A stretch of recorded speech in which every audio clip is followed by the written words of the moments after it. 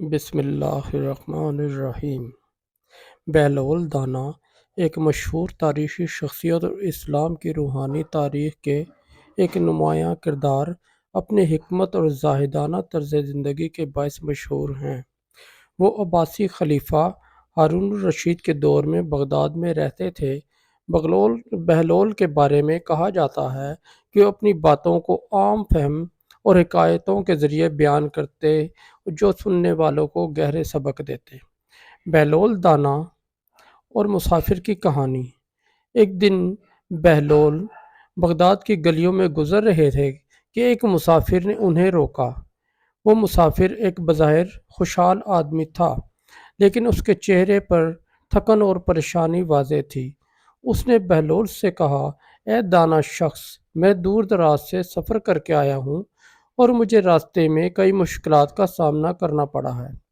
میں اپنے مقصد کے بارے میں بے یقینی کا شکار ہوں۔ کیا آپ میری مدد کر سکتے ہیں؟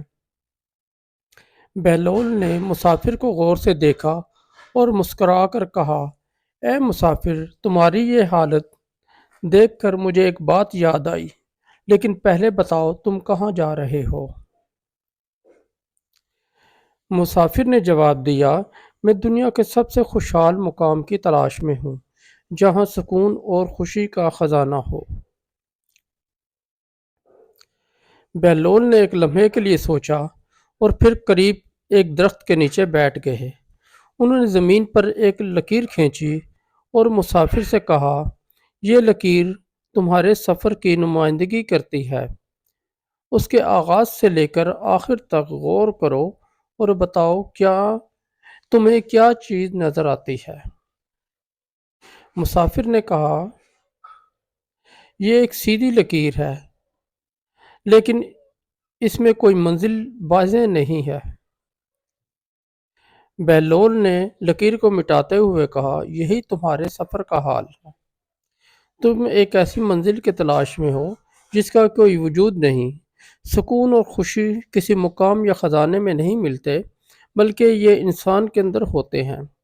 تمہیں اپنی نیت اور دل کو صاف کرنا ہوگا، تبھی تم حقیقی خوشی پا سکتے ہو۔ مسافر نے حیرانی سے پوچھا، تو کیا مجھے اپنے سفر کو چھوڑ دینا چاہیے؟ بہلول نے جواب دیا، نہیں، سفر کو چھوڑو نہیں، لیکن اپنی نیت کو درست کرو۔ دنیا میں سکون اور خوشی کے لیے مال و دولت کافی نہیں۔ جو شخص اپنے اندر قناعت اور شکر گزاری پیدا کرتا ہے، وہ ہر حال میں خوش رہتا ہے۔ اگر تم اپنے دل کو خدا کی یاد اور شکر سے بھر لو تو تمہارا ہر سفر بابرکت ہوگا۔ مسافر بہلول کی باتوں سے متاثر ہوا اور ان کا شکریہ ادا کیا۔ اس نے اپنی زندگی کو نئے سرے سے دیکھنے کا عہد کیا اور سکون کی تلاش کو اندرونی تبدیلی میں تبدیل کر دیا۔ سبق: بہلول کی یہ کہانی ہمیں سکھاتی ہے کہ حقیقی سکون اور خوشی کا تعلق ظاہری چیزوں سے نہیں، بلکہ ہماری نیت، ایمان اور دل کی کیفیت سے ہے۔